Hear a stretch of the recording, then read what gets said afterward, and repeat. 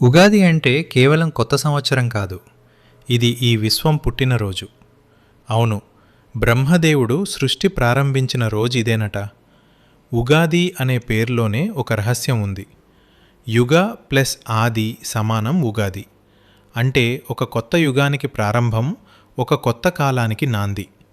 పురాణాల ప్రకారం చాలా కోట్ల సంవత్సరాల క్రితం ఇదే చైత్రశుద్ధ పాడ్యమి రోజున బ్రహ్మదేవుడు ఈ విశ్వాన్ని సృష్టించడం ప్రారంభించాడు. అంటే ఇది కేవలం ఒక పండుగ కాదు, ఈ యూనివర్స్ యొక్క అఫీషియల్ బర్త్డే.